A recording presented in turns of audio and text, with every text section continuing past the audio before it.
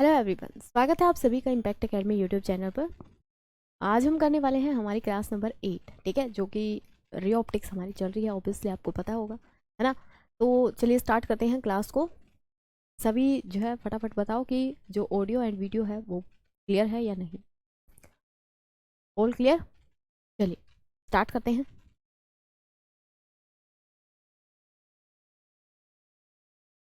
41 तक क्वेश्चन जो है हम कंप्लीट कर चुके हैं। 42 हमारे पास क्वेश्चन है आज। Velocity of light in a medium, ज़्यादा डार्क है। Velocity of light in a medium,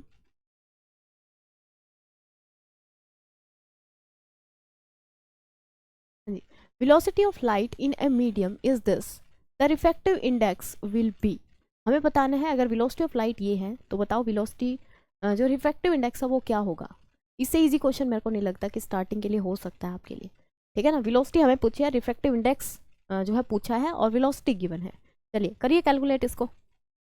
ये तो पेन पेपर लेने की ज़रूरत भी नहीं पड़ेगी मेरे ख्याल से इस वाले क्वेश्चन में, है ना। हाँ जी, क्या आएगा देखो, refractive index is equal to C by V. So हमें रिफ्रैक्टिव इंडेक्स ही बताना है। सी होता है आपके पास 3 × 10⁸ divided by V, velocity of light in any medium that is given by 1.5 × 10⁸। ठीक है, ये यहाँ से कैंसिल आउट, ये आ जाएगा 30/15। 30 से 15 को कैंसिल आउट करेंगे 2, that is option D is your correct. Option D आपका क्या रहेगा, करेक्ट रहेगा। कोई दिक्कत नहीं थी यहाँ तक, यहाँ तक कोई प्रॉब्लम नहीं थी, ठीक है। चलिए नेक्स्ट क्वेश्चन देखते हैं। क्वेश्चन नंबर नेक्स्ट है आपके पास। The frequency of light is given as 6 × 10⁻14 hertz if the frequency, its frequency when it is propagating in a medium of refractive index for 1.5 will be। हमें बताना है अगर frequency light की किसी medium में 6 × 10⁻14 hertz है, अगर हम दूसरे मीडियम में जाते हैं तो उसकी जो फ्रीक्वेंसी है क्या होगी अगर उसका रिफ्रैक्टिव इंडेक्स कितना है, 1.5 है। बताइए without any pen paper, you can solve it. Frequency क्या रहेगी, सेम, बिकॉज हमें पता है कि फ्रीक्वेंसी नो डाउट की बदलती ही नहीं, ठीक है, frequency remain same, same in all the medium.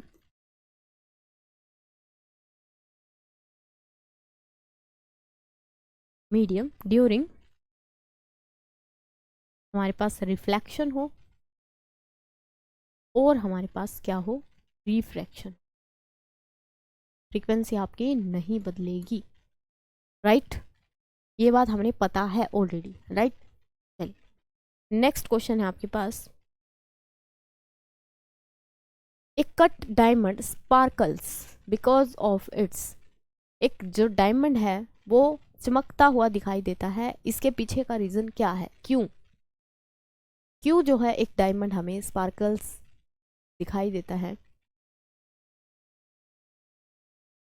हाँ जी, हाई रिफ्रैक्टिव इंडेक्स के कारण, emission of light energy by the diamond, या फिर एब्जॉर्प्शन, ये इकट्ठा है, ठीक है, absorption of light by the diamond. तो इसका क्या रीजन है कि क्यों हमें जो है डायमंड चमकता हुआ दिखाई देता है। हाँ जी बताइए। यहाँ पे अगर हम बात करते हैं डायमंड की स्पार्किंग की, तो वो हमें दिखाता है हाई रिफ्रैक्टिव इंडेक्स की वजह से। इसका जो रिफ्रैक्टिव इंडेक्स है किसके लिए बात कर रहे हैं, डायमंड के लिए, वो कितना होता है आपके पास, दैट इज 2.40, और this is the highest value for all, ठीक है। सबसे ज़्यादा क्या है, सबसे हाईएस्ट वैल्यू जो है डायमंड की रहती है, इसकी रिफ्रैक्टिव इंडेक्स, क्लियर। अगर यहाँ पे बात करें तो रिफ्रैक्टिव इंडेक्स अगर ऑप्शन में है तो ये हम करेंगे, अदरवाइज इसका जो मेरे ख्याल से आंसर बनना चाहिए था, राइट, वो यहाँ पे होना चाहिए था ड्यू टू द TIR। क्या होना चाहिए था, TIR, यानी कि total internal reflection. This is the correct, due to high refractive index there is a possible of TIR, यानी कि total internal reflection, and due to which the sparkles of the diamond is seen. अब ये TIR को अगर मैं define करूँ, यहाँ पे TIR क्या होता है, देखिए, टोटल इंटरनल, क्या हो रहा है,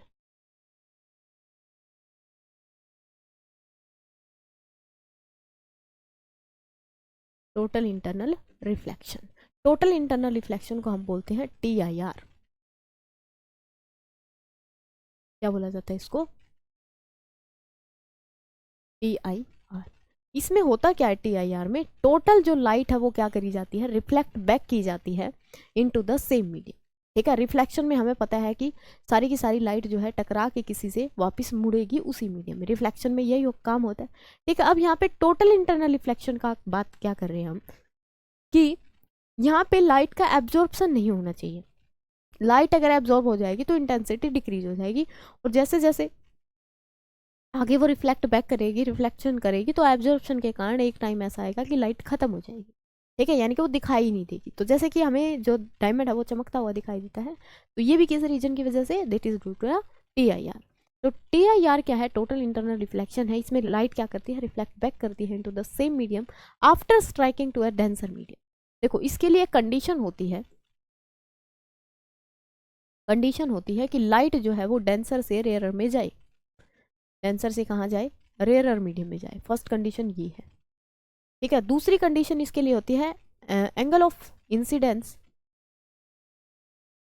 incidence must be greater than, greater than a particular angle, greater than a particular angle, that angle is known as the critical angle। उस एंगल से ज्यादा होना चाहिए जो एंगल ऑफ इंसिडेंस है। ये दो कंडीशन है, अगर ये दोनों कंडीशन फुलफिल हो रही है वहां पे होगा हमारे पास TIR, अदरवाइज TIR नहीं होगा। क्लियर बात। ठीक है, अब यहाँ पे आपने देखा होगा कि जैसे डायमंड वाला एग्जाम्पल हो गया अपना, एक हमारा जो मिराज वाला एग्जाम्पल है वो भी हम इसी के थ्रू बताते हैं। ठीक है, जब प्रिज्म है उसके अंदर से डिस्पर्सन होता है, कई बार वो डिस्पर्स ना करके वो चमकता हुआ दिखाई देता है, तो this is also due to the TIR। अगर वहाँ पे एंगल ऑफ इंसिडेंस लाइट का ग्रेटर हो गया किससे, एक क्रिटिकल एंगल से। Critical angle is what, it is a particular angle. ठीक है, क्रिटिकल एंगल की भी यहाँ पे डेफिनेशन लिखोगे, इंपॉर्टेंट है ये भी, क्योंकि आगे के क्वेश्चन आपके इसी से रिलेट रहने वाले हैं। तो क्रिटिकल एंगल क्या बनेगा, it is a particular angle, angle for which the angle of refraction is equal to 90 degree. यानी कि क्रिटिकल एंगल, क्रिटिकल एंगल क्या होगा, ये इंसिडेंट एंगल होगा I, such that for that R is equal to 90 degree. R क्या होगा इसके लिए, 90 डिग्री होगा। तो उस एंगल को हम क्या बोलेंगे, क्रिटिकल एंगल बोलेंगे। हर एक मटेरियल के लिए अलग अलग वैल्यू होगी इसकी। ठीक है ना। तो TIR में ये दोनों कंडीशन हमारे पास मस्ट होनी चाहिए कि लाइट फर्स्टली तो क्या करे, डेंसर से रेयरर मीडियम में जाए। दूसरी बात, यहाँ पे जो एंगल है इंसिडेंट का वो क्रिटिकल एंगल से क्या हो, ज़्यादा हो। इसीलिए अगर हम प्योर डायमंड लेंगे, यानी कि डायमंड है, जैसे कि हमने जहाँ पे भी डायमंड मिलते हैं वहाँ से हमने निकाला माइन से, तो ऐसा नहीं है कि हम उस डायमंड के ऊपर लाइट डालेंगे और वो चमकने लगेगा, ऐसा नहीं होता। ठीक है, होगा क्या कि हमें पहले उसकी कटिंग इस तरीके से करनी पड़ेगी, उसको मतलब कि तराशना पड़ेगा। सुना होगा ना आपने, डायमंड को तराशना। करते क्या है उसके अंदर, उसके हर एक फेस पे इस तरीके से कटिंग की जाती है कि किसी भी फेस से अगर हम लाइट डालें वो क्या हो, उस पर जो एंगल है इंसिडेंस वो कितना हो, उसके लिए हमेशा ग्रेटर हो, क्रिटिकल से ज़्यादा हो। ठीक है, इस तरीके से उसकी कटिंग की जाती है। तो किसी भी फेस पे अगर हम लाइट डालेंगे तो उस पर क्या होगा, टोटल इंटरनल रिफ्लेक्शन होगा, एंड ड्यू टू विच वो क्या करेगा, हमें चमकता हुआ दिखाई देगा। ठीक है, अगर मैं एंगल क्रिटिकल एंगल की बात करूं फॉर डायमंड, कितना होता है, कितना होता है, हाँ जी, critical angle for diamond, what is the value of this,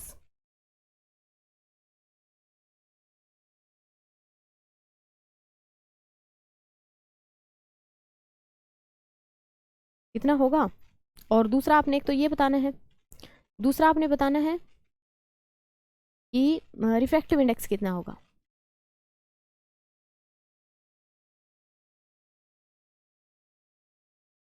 क्योंकि ये दोनों ही कंडीशन इसको TIR करने पे मजबूर करती हैं, यानी कि TIR इसी वजह से इनके इसके अंदर होता है। बताओ कितना होगा क्रिटिकल एंगल और कितना होगा यहाँ पे उसका जो है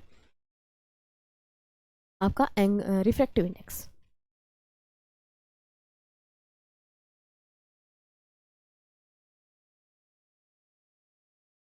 हाँ जी 43 है, 43 तो नहीं होगा भाई, ठीक है 43 तो नहीं होगा, क्या रहेगा?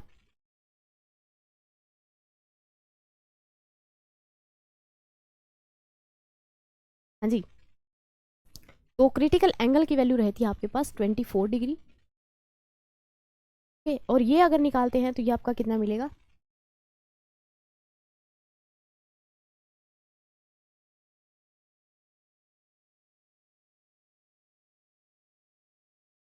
रिफ्रैक्टिव इंडेक्स कितना मिलेगा डायमंड के लिए? 2.4। ठीक है 2.4, और इसका अगर एंगल देखते हैं दैट इज 24, तो रिलेट कर सकते हो दोनों को। ठीक है, इस तरीके से वहाँ पे उसको तराशा जाता है, इस तरीके से उसकी कटिंग की जाती है कि जहाँ पे भी हम एंगल लाइट इंसिडेंट करें, वो इंसिडेंट्स का जो एंगल बनेगा उससे वो 24 से क्या हो, ज़्यादा हो। ठीक है, तो तब उसके बाद वो क्या करता है, चमकना स्टार्ट करता है। फॉर एग्जाम्पल अगर हम इसके एग्जाम्पल देखते हैं, तो एग्जाम्पल में इसमें इसके अंदर मिलेगा आपको एग्जाम्पल ऑफ TIR। फर्स्ट तो आपका क्या है, स्पार्कलिंग ऑफ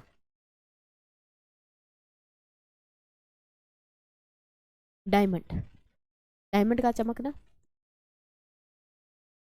ठीक है, दूसरा यहाँ पे बताओगे मिराज फॉर्मेशन। मिराज क्या होता है? हाँ जी, मिराज क्या होता है? हिंदी में आप इसको मृग ऋचिका के नाम से पढ़ते हो ऐसा कुछ। ठीक है, तो मिराज में क्या है कि जैसे अपने को गर्मियों में क्या होता है, सड़क पे जो है पानी, ऐसा लगता है कि पानी गिरा हुआ है आगे, लेकिन जब हम वहां पे जाके देखते हैं तो वैसा कुछ भी नहीं होता। ठीक है, तो होता क्या है कि ये इमेज बनती है, एक सेकेंड,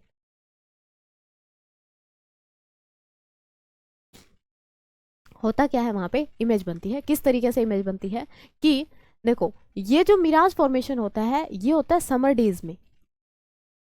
ठीक है, समर डेज में। अब कुछ लोग कहेंगे यहाँ पे तो हमने तो वही विंटर डेज में भी देखा हुआ है। ठीक है, हो सकता है पॉसिबल कभी कभी, बट विंटर डेज में रेयरली ही होता है, ऐसा होता ही नहीं।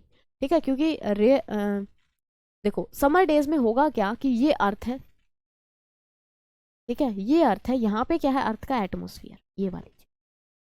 अब गर्मी की वजह से क्या होगा, टेम्परेचर हाई होगा, एनवायरनमेंट का टेम्परेचर क्या होगा, हाई होगा। टेम्परेचर हाई होने के कारण जो यहाँ पे रेडिएशंस हैं या फिर हम कहें गैसेज हैं, वो अर्थ के पास रेयरर होंगी, यानी कि कम होंगी। Due to the increase in temperature they are level up, ऊपर चली जाएंगी सारी की सारी। तो ये मीडियम जो है क्या हो जाएगा, ज़्यादा डेंसर हो जाएगा, और ये जो है रेयर हो जाएगा। एक कंडीशन बनी यहाँ से, फर्स्ट लाइट जाएगी डेंसर से रेयर, ऐसे ही होगा। ठीक है, अब यहाँ पे लाइट आ रही है इस तरीके से, यहाँ पे रिफ्लेक्शन होगा, फिर यहाँ पे रिफ्लेक्शन होगा, तो वो TIR की कंडीशन यहाँ पे बनेगी। अगर वो बन रही है तो हमें क्या होगा, कहीं और की ऑब्जेक्ट होगा वो कहीं और का, बट हमें उसकी इमेज वहाँ पे दिखेगी। ठीक है, समर डेज में इसलिए होता है क्योंकि ये कंडीशन पॉसिबल होती है। विंटर में क्या होगा कि गैसेज जो है वो due to the low temperature earth के पास ज़्यादा होंगी, डेंसिटी वहाँ पे ज़्यादा होगी, तो ये डेंसर मीडियम हो जाएगा, ये रेयरर होगा, इसलिए मिराज फॉर्मेशन नहीं होता। ठीक है, समर डेज में अपने को देखने को मिलता है। तो वो पानी वाला एग्जांपल जैसे बताया कि रेगिस्तान में भी अगर हम जाएंगे तो वहाँ पे अगर अपने को लगेगा कि वहाँ पे पानी है। ठीक है, रेगिस्तान में ही क्यों दिखता है, क्योंकि आप रिलेट कर सकते हो। ठीक है, इस चीज़ से टेम्परेचर हाई होता है वहाँ पे as compare to our area. ठीक है ना, तो इस वजह से वहाँ पे ज़्यादा फॉर्मेशन होती है। क्लियर हुई बात? ठीक है, इसको नोट कर देंगे यहाँ से, फटाफट नोट कर देंगे इसको।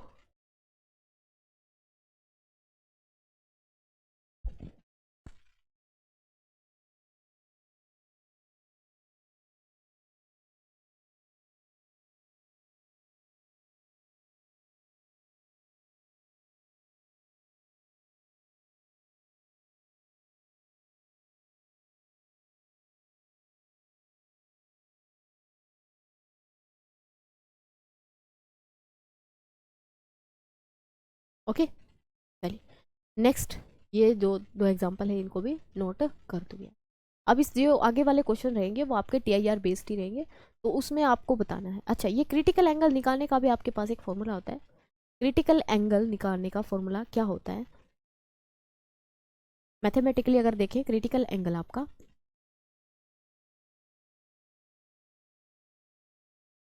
ये होता है sin C is equal to 1/μ। या आप कह सकते हो mu is equal to 1/sin, ठीक है, 1/sin c। ये आया कहाँ से, ये आपको पता होगा, क्योंकि हम यहाँ पे c क्या है, i जो है हमारा एंगल ऑफ इंसिडेंस वो c के बराबर होगा, and due to which angle of refraction क्या होगा, 90 डिग्री होगा। दोनों की वैल्यू पुट करेंगे हम स्नेल्स लॉ में। स्नेल्स लॉ क्या कहता है अपना, mu is equal to sine I by sine R. ये हो जाएगा sine c divided by sine 90। Sine 90 कितना होता है 1, तो mu is equal to sine c by 1 है। रिवर्स कैसे हो गया भाई, अच्छा रेयरर टू डेंसर है, अब की बार डेंसर टू रेयरर है, तो इंसिडेंट करेंगे वो हम लेते हैं ये वाला जो फॉर्मूला है रेयरर से डेंसर के लिए, ठीक है। एंगल हमने इंसिडेंट किया है रेयरर में और लाइट गई है किसमें, डेंसर में, बट यहाँ पे कंडीशन उल्टी हो जाती है, दैट्स वाई रेसिप्रोकल हो जाएगा, ठीक है। ओके, ठीक है, बुरी हालत कर रखी है। चलिए नेक्स्ट अब देखते हैं क्वेश्चन इसके किस तरीके से रहेंगे। The reddish appearance of the sun at sunrise and sunset. अब यहाँ पे चलो TIR का तो ऑप्शन ही नहीं है, अदरवाइज TIR ठोक देते अभी, है ना, 1 मिनट में। तो बताओ यहाँ पे रेडिसनेस जो हमें दिखाई देती है, सनसेट होता है या सनराइज होता है, वो किसकी वजह से होती है, बताइए। जो रेडिसनेस यहाँ पे दिखाई देती है वो किसकी वजह से होती है, हाँ जी। जो रेडिसनेस अपीयर होती है वो होती है आपकी स्कैटरिंग की वजह से। स्कैटरिंग में क्या होता है, लाइट आएगी, पार्टिकल की अगर साइज मैच कर गया उसकी वेवलेंथ के साथ लाइट क्या करेगी, स्कैटर करेगी, बिखर जाएगी वहाँ, ठीक है ना। तो होता क्या है शाम के टाइम, यानी कि हॉरिजॉन पे, ये हमारे पास ये हॉरिजॉन्टल है, ठीक है, ये हॉरिजॉन्टल है, हमारे लिए जो जहाँ पे हम खड़े हैं फिलहाल ये वाली चीज़, सन क्या है सेट हो रहा है, ठीक है। अब यहाँ पे एक बात और आपने पढ़ी होगी कि सन जो है सेट होने के 2 मिनट बाद तक हमें दिखाई देता है और राइज होने से 2 मिनट पहले हमें दिखाई देता है, यानी कि एक्चुअल में हमारे पास 4 मिनट का क्या है एक टाइम गैप आता है हमारे लिए, ठीक है, just due to the optical illusion, optical illusion की वजह से। तो ये रेडिसनेस यहाँ पे दिखाई देती है हॉरिजॉन के पास, ऐसा क्यों होता है, this is due to the scattering. ये स्कैटरिंग हो किसकी वजह से रही है भाई, दिन में क्यों नहीं होती है स्कैटरिंग, शाम के टाइम ही, ये सनसेट और सनराइज के टाइम ही क्यों होती है, सनसेट और सनराइज के टाइम ही क्यों होती है, क्योंकि यहाँ पे सनसेट और सनराइज के टाइम पे स्कैटरिंग होती है, स्कैटरिंग ड्यू टू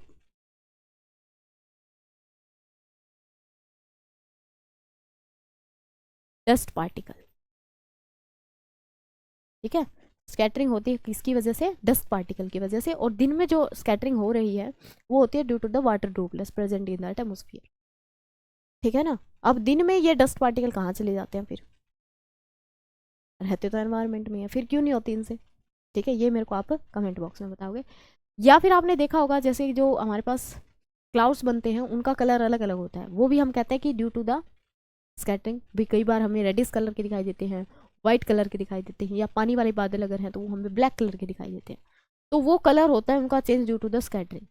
अब ये स्कैटरिंग किस चीज़ के ऊपर डिपेंड कर रही है, फर्स्टली वेवलेंथ के ऊपर डिपेंड कर रही है, दूसरा ये कलर हमें कैसे दिखाई दे रहे हैं, कलर भी जैसे दिन में जो है हमें ब्लू कलर दिखाई देता है आसमान का, लेकिन सनसेट और सनराइज के टाइम पे अगर देखेंगे तो आसमान का जो हॉरिजॉन्टल के पास वाला एरिया है वो हमें रेडिश कलर का दिखाई देता है, and why this is happen, ठीक है, ये मुझे आप कमेंट बॉक्स में बताओगे, क्लियर। चलिए, तो यहाँ पे बात समझ में आई, ये किसकी वजह से होता, किसकी वजह से है, स्कैटरिंग की वजह से, आंसर स्कैटरिंग रहेगा, रीजन बिहाइंड दैट वो आप लोगों ने बताना है, ठीक है जी। चलिए next question, refractive index of a medium is mu, refractive index कितना है आपका mu, the incidence angle is twice that of the refracting angle, the angle of incidence is, easy question है, बताओ क्या होगा आपका, हाँ जी क्या आएगा answer, refractive index of medium is mu, the angle of incidence I is equal to twice that of the refracting angle 2r, the angle of incidence is, क्या इन दोनों में कोई रिलेशन है, क्या इन दोनों में कोई रिलेशन है, with the help of mu, mu होता है जी स्नेल्स लॉ के according sine I by sine R, होता है नहीं होता, ठीक है। वैल्यू पुट कर दो, आई की जगह पे कितना 2r, sine 2r divided by sine r। यहाँ पे एक चीज आपको अगर पता हो तो साइन 2 थीटा का फॉर्मूला, साइन 2 थीटा क्या होता है, 2 साइन थीटा कोस थीटा, ये लगा देंगे यहाँ पे अगर रखेंगे तो क्या बनेगा, हाँ जी 2 sine R cos R divided by sine R, sine R से साइन आर कैंसिल, क्या बचा आपका mu is equal to 2 cos R, बस नीचे क्या है 1 बचेगा, तो यहाँ से r की वैल्यू निकालनी है, क्या आ जाएगा mu by 2 which is equal to cos r, that's why r is your r cos inverse mu by 2, क्या आएगा कोस इनवर्स म्यू बाय 2। अब कई बच्चों को क्या पे क्या लग रहा होगा कि ये जो r है और i है ये साइन के साथ ही रिलेट करते हैं, लेकिन अगर हम कैलकुलेट आउट करके देखें तो कोस आ रहा है इसके अंदर, ठीक है ना। यहाँ पे साइन वाले ऑप्शन भी है, कोस वाले ऑप्शन भी है, ऑप्शन तो आपके पास एक करेक्ट रहेगा, लेकिन मोस्टली हमारा दिमाग जो है किस तरीके से काम करता है कि साइन और आर साइन आई, ठीक है, ये हमें साइन के साथ ही देखने को मिलते हैं, लेकिन यहाँ पे चेंज करें तो क्या आएगा आंसर ही रहेगा। क्लियर हुई बात, क्लियर है ना, ठीक है, नोट कर देंगे क्वेश्चन को।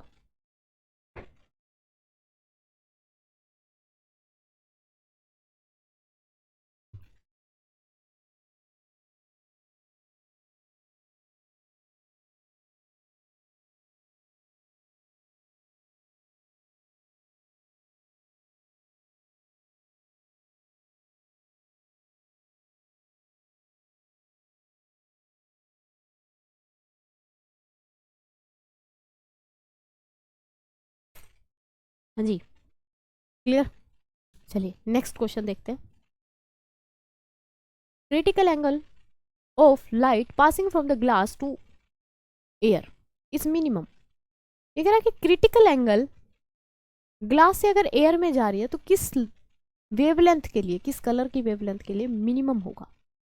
Critical angle depends on the refractive index, sine I is inversely proportional to mu, inversely और डायरेक्टली इनवर्सली प्रोपोर्शनल, है ना। ये कह रहा है कि मिनिमम किसके लिए होगा, जिसके लिए ये चीज मैक्सिमम होगी, ये क्या होगा मैक्सिमम होगा। यहाँ पे कुछ गड़बड़ लग रही है, यहाँ पे कुछ ना कुछ गड़बड़ लग रही है, ठीक है, just a second.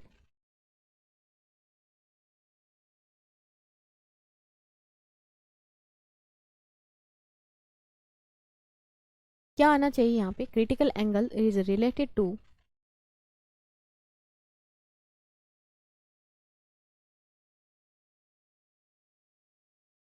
Refractive index, क्या होगा,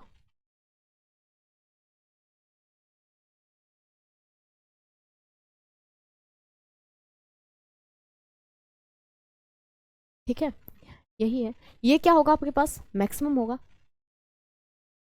ये होता क्या है अगर मैं जनरली बात करूँ ना, तो ये होता है अपने पास रेयरर मीडियम ऊपर, डेंसर मीडियम नीचे, ये होता है म्यू की वैल्यू, यही होता है जो स्नेल्स लॉ के अकॉर्डिंग है, ठीक है। बट यहाँ पे हम TIR जब कर रहे हैं या फिर क्रिटिकल एंगल की बात कर रहे हैं तो रेयरर मीडियम में लाइट जानी चाहिए, डेंसर टू रेयरर होना चाहिए यहाँ पे, ठीक है, डेंसर टू रेयरर होगा, दैट्स वाई हमारे पास ये फॉर्मूला बनता है। तो ये मैक्सिमम होना चाहिए अगर हमारे पास क्रिटिकल एंगल क्या है मिनिमम है। ये मैक्सिमम किसके लिए होगा, for which lambda is minimum, जिसके लिए लैम्डा मिनिमम होगा उसके लिए ये मैक्सिमम होगा। विबग्योर में किसके लिए मिनिमम होता है, हाँ जी, किसके लिए जो है वेवलेंथ मिनिमम होती है, जैसे हम वॉयलेट से रेड की तरफ जाएंगे वेवलेंथ क्या करेगी इंक्रीज करेगी, तो maximum for the red colour and minimum for the violet colour, lambda minimum mu maximum, ये मिनिमम, तो क्या आएगा वॉयलेट कलर के लिए, ठीक है, वॉयलेट कलर के लिए आपका क्या होगा क्रिटिकल एंगल मिनिमम होगा। क्लियर हुई बात, ठीक है, क्लियर है यहाँ तक। तो ये चीज़ें आपने गलत नहीं करनी है, रिलेशन अगर पता है तो गलत होंगी भी नहीं, ठीक है, अदरवाइज तो गलत होंगी ही। तो रिवाइज इसको करना है अच्छे तरीके से, ठीक है ना। चलिए नेक्स्ट क्वेश्चन जो है हम इसके नेक्स्ट क्लास में डिस्कस करेंगे। तब तक के लिए अपना टाटा बाय बाय। ठीक है, ध्यान रखिएगा और पढ़ते रहिएगा। ठीक है जी, मिलते हैं नेक्स्ट क्लास में।